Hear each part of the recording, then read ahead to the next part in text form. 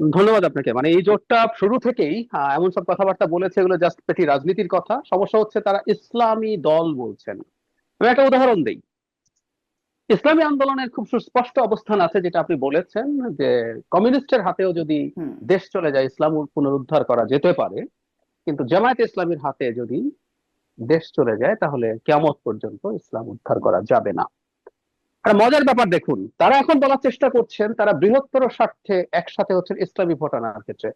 শারমিন, আপনি একটা দলকে, মানে জামায়াতে ইসলামী কি ইসলামী দল? ইসলামী আন্দোলনের ভাষায় আমি এটা যদি বলি, ইভেন খেয়াল করবেন, বিএনপি ইসলামী দল না, কিন্তু বিএনপি কে ইসলামের শত্রু বলে হুম। ত্যাগ করা হচ্ছে না। জামায়াতে ইসলামীকে ইসলামী দল দূরে থাকুক, সে ইসলামের প্রতি নিউট্রালও না, সে শত্রু, কথাটা এরকম। তো তার সাথে আপনি কিসের ইসলামী জোট আসলে করছিলেন এতদিন? তার মানে আপনি একটা ন্যারেটিভ তৈরি করতে চেয়েছেন ভোটের জন্য, এর বাইরে কিছু না। এইসব দল প্রত্যেকটা ইসলামের নাম নিয়ে এই কাজটাই করছেন।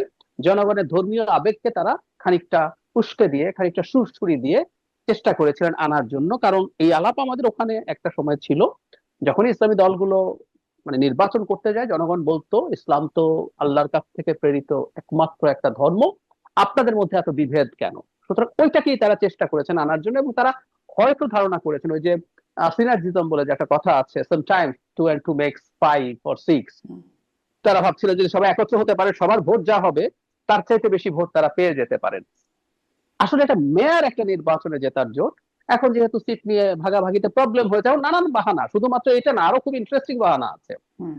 জনাব তারেক রহমানের সাথে জনাব শফিকুর রহমান যখন দেখা করলেন, দেখা করে বাইরে এসে তিনি আসলে এখন গায়ে পড়ে জাতীয় সরকারের আলাপ তুলেছেন। আমরা হুম। গতকাল যে ব্রিফিং হয়েছে সেখানে গাজী আতাউর রহমান খুব ক্লিয়ারলি সেটাও তুলেছেন যে আপনি তো এখন জাতীয় সরকারের কথা বলছেন, তার মানে একটা পাতানো নির্বাচন হবে। মজার ব্যাপার, শফিক সাহেব এই পাতানো নির্বাচন যদি করতে চান এটা আরো বহুদিন আগে করেছেন। ওনারা তখন সরে আসেন নাই, তারা দফায় দফায় সিটের আলোচনা করেছেন।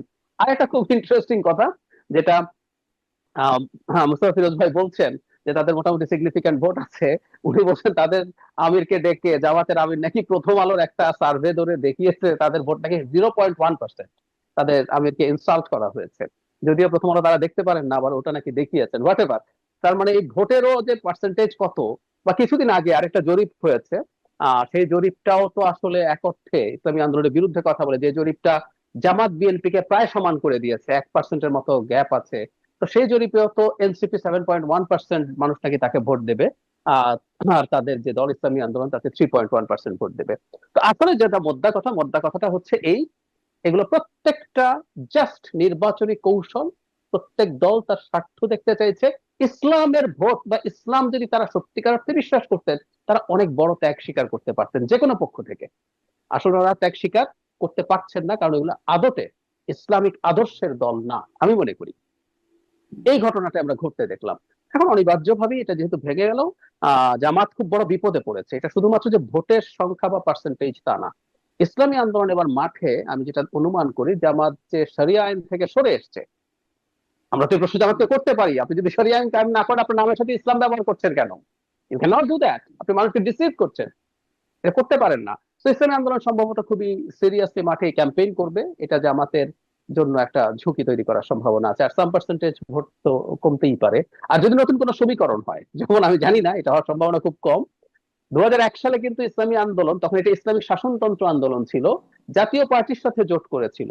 সেই জোটের সাথে আরো দুই তিনটা ছোট দল ছিল, তারা মিলে একসাথে নির্বাচন করে 14টা সিটে জিতেছিল 2001 সালে। তো জাতীয় পার্টি এখনো মাঠে আছে। আমি জানি না নতুন কোনো মেরুকরণ হয় কিনা, এবার সম্ভাবনা খুবই কম, কারণ জাতীয় পার্টির সাথে জোট করার সম্ভাবনা আমি মানে একটু ঝুঁকিপূর্ণ তো বটেই।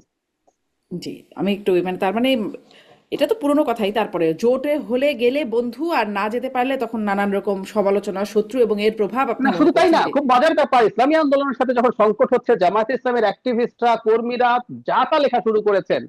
ইসলামী আন্দোলনের নেতারা যে শেখ হাসিনার প্রশংসা করেছেন, শেখ মুজিবের প্রশংসা করেছেন, ক্লিপ বানিয়ে বানিয়ে ছাড়ছেন, এগুলো এতদিন হুম। পর্যন্ত ছিল না। তারা যে শেখ হাসিনা বা স্বৈরাচারের দোসর, তাদের ভাষায়।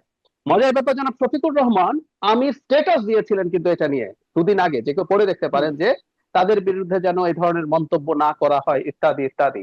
তো এই যে এত অসাধারণ সম্পর্ক, জাস্ট যখন আপনার নির্বাচনের ইয়েটা ভেঙে গেল তখন পরস্পর পরস্পরের বিরুদ্ধে লেগে গিয়েছেন, এটাই তো হওয়ার হুম কথা। হুম হুম। জামাত এখন আবার তারপরে ইসলামী আবার আন্দোলনের যারা সমর্থক আছেন হুম তাদের চোখে জামাত এখন মওদুদিবাদ, ওটা ইসলাম না, হুম হুম, ওখানে গেলে ধর্ম নষ্ট হবে, ধ্বংস একই কথা, হবে, হ্যাঁ। জাস্ট পলিটিক্স, এর বেশি কিছু না। হ্যাঁ, তেমনি এনসিপিও আবার মানে জোটের আগে আগে, জোট হওয়ার আগে আগে খুব তাদেরকে স্বাধীনতা বিরোধী হিসেবে দেখতো, এখন সব ঠিক হয়ে গেছে, এখন ভালো বন্ধু হয়ে গেছে তারা। একটু এনসিপির প্রসঙ্গে আসি। এনসিপির আসিফ মাহমুদ, তাকে শুনছিলাম তিনি সাংবাদিকদের ব্রিফিং করছেন। জনাব মোস্তফা ফিরোজ, আপনি শুনেছেন কিনা যে দ্বৈত নাগরিকদের নির্বাচনে অংশগ্রহণ করতে দেয়া হবে না, এই বিষয়টি তিনি জানিয়ে রেফারেন্স দিচ্ছেন, মানে যেটাকে স্ট্যান্ডার্ড ধরছেন। বাংলাদেশ সংবিধান স্পষ্ট বলে দিয়েছে যে দ্বৈত নাগরিকরা নির্বাচন করতে পারবে না। আসলে এই সংবিধানের নিয়ম তো তাই, কিন্তু এতদিন সংবিধান এর বিরুদ্ধে, মানে সংবিধান বাতিল হয়ে গেছে, সংবিধান ছুঁড়ে ফেলা দেওয়া হচ্ছে, এরকম বক্তব্য দিয়ে আসেন। এখন সংবিধানকেই একদম স্ট্যান্ডার্ড ধরা, এটাকে আসলে এটাকেই কেমন মনে হচ্ছে? দ্বৈত নাগরিকত্বের বিরুদ্ধে বলতে গিয়ে একটা দ্বৈততারও প্রকাশ পাচ্ছে কিনা?